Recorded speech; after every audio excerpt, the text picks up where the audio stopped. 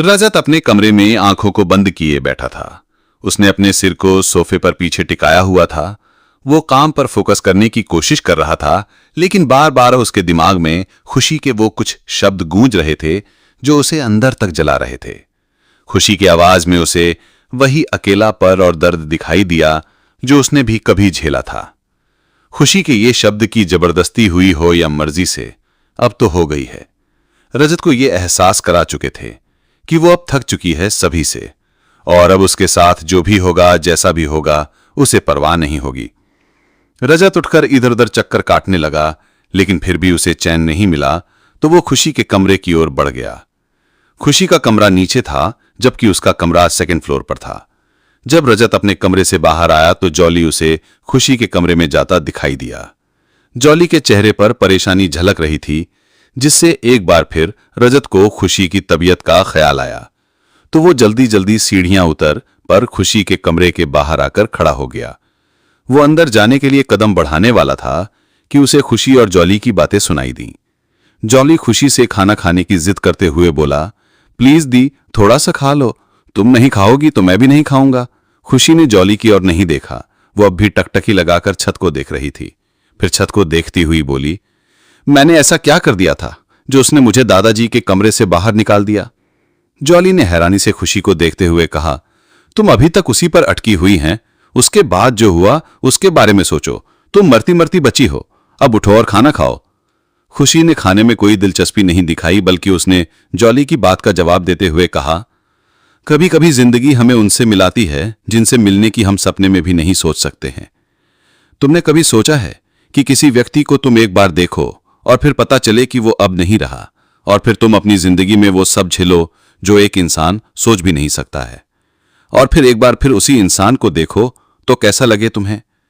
Jolly प्रश्न सूचक नजरों से खुशी को देखने लगा, लेकिन खुशी को छत में न जाने क्या दिखाई दे रहा था जो वो वहां से नजरें हटा ही नहीं रही थी। जॉली ने खाना रखा और वहां से चला गया।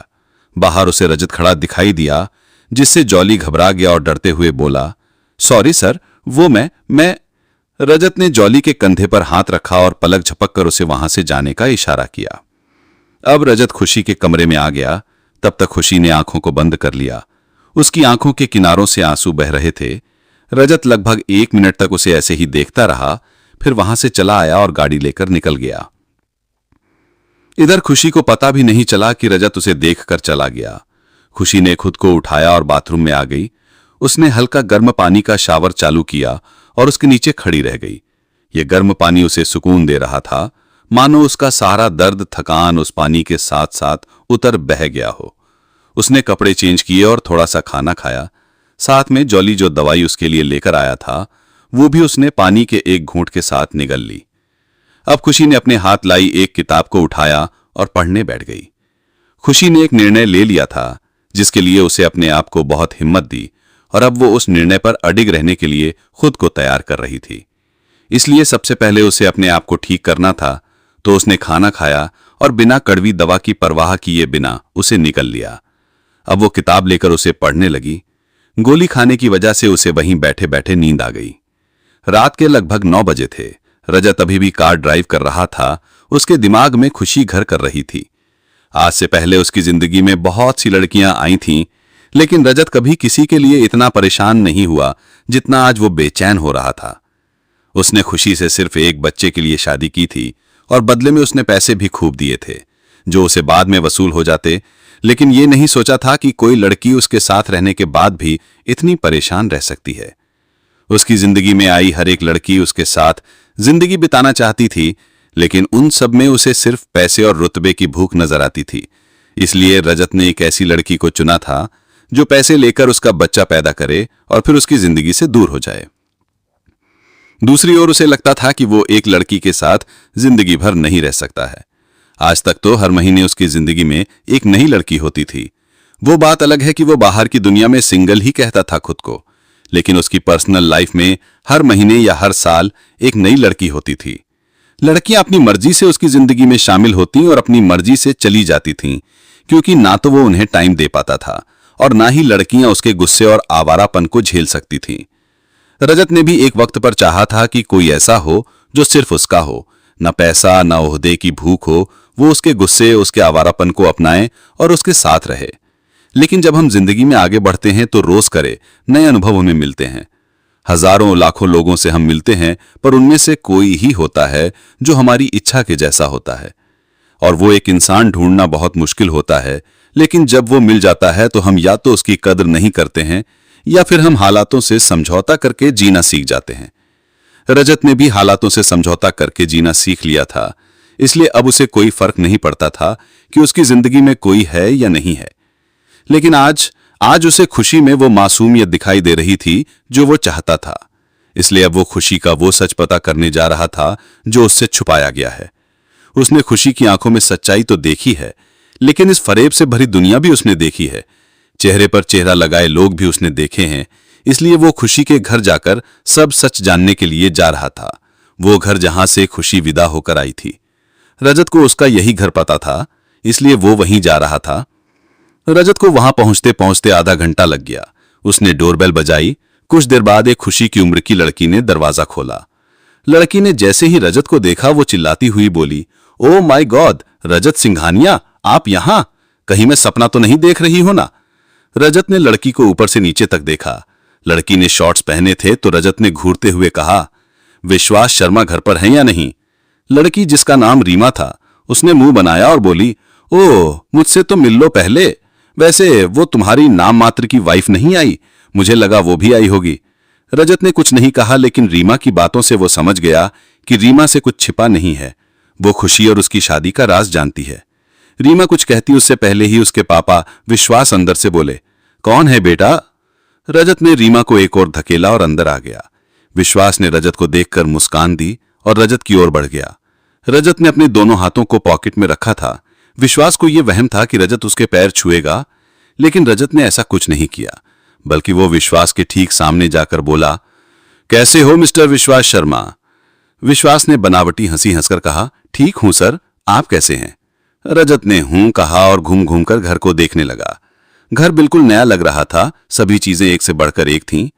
रजत ने सब कुछ देखकर कहा, तुम्हारी सैलरी कितनी है? विश्वास अटकते हुए बोला, सर वो 1 लाख।